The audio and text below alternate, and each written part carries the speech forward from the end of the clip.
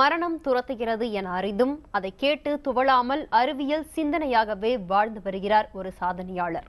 தமது பேசும் திறன் இழந்தும் தனது அறிவியல் ஆற்றலால் கவனத்தை ஈர்க்கும் அந்த நபர் யார் என்பதை தற்போது பார்க்கலாம். கை கால்கள் செயல்படாது, சக்கர நாற்காலியிலேயே வாழ வேண்டும், சில நாள்களில் வாழ்க்கை முடிந்துவிடும். ஸ்டீஃபன் ஹாக்கிங்கின் 21வது வயதில் மருத்துவர்கள் அவரிடம் தெரிவித்த வார்த்தைகள் இவை.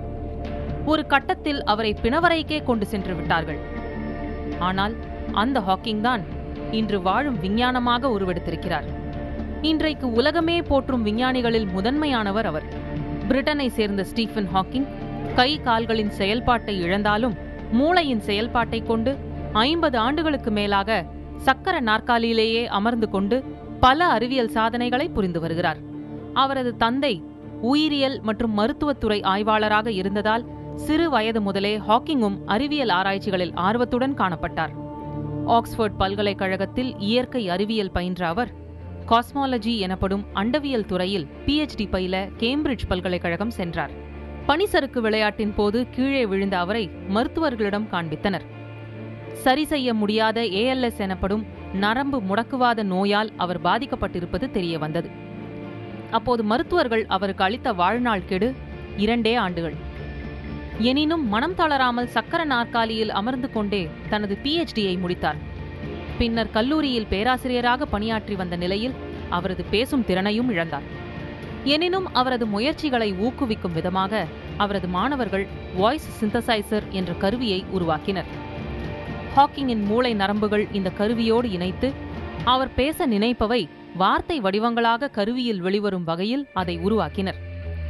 பல்வேறு ஆராய்ச்சிகளில் ஈடுபட்ட ஹாக்கிங் அண்டவியல் துறையில் செய்த ஆய்வுகள் பிரபஞ்சம் குறித்த பல புதிர்களுக்கு விடையளிக்கும் விதமாக அமைந்தன. பிளாக் ஹோல்ஸ் எனப்படும் கருந்துளைகள் குறித்து அவர் வெளியிட்ட ஆராய்ச்சி முடிவுகள் இயற்பியல் துறை ஆராய்ச்சியில் முக்கிய முன்னேற்றமாக கருதப்படுகிறது. காலத்தின் துவக்கம் மற்றும் கோட்பாடுகள் குறித்த அவரது ஆராய்ச்சி முடிவுகள் பல விஞ்ஞானிகளையும் பிரமிக்க வைத்தது. எழுத்தாளராகவும் பரிணமித்த இவரது படைப்புகளில் A Brief History of Time அறிவியல் ஆய்வு புத்தகங்களிலேயே மிக சிறந்ததாக கருதப்படுகிறது. சண்டே டைம்ஸில் தொடர்ந்து 237 வாரங்களுக்கு அதிக விற்பனையான புத்தகங்களில் முதல் இடத்தை பிடித்தது இந்த புத்தகம். ஐசக் நியூட்டனால் அலங்கரிக்கப்பட்ட கேம்பிரிட்ஜ் பல்கலைக்கழகத்தின் லூகேசியன் புரொஃபசர் ஆஃப் மேத்தமெட்டிக்ஸ் பதவி கடந்த 1979ஆம் ஆண்டு இவருக்கு வழங்கி கௌரவிக்கப்பட்டது. பல்வேறு விருதுகளையும் வாங்கி குவித்துள்ள ஹாக்கிங் சக்கர நாற்காலிக்குள் முடங்கி விடாமல் தனது சிந்தனை வீச்சால் உலக எல்லைகளையெல்லாம் கடந்து பயணித்து வருகிறார். புதிய தலைமுறைக்காக தேவிகா.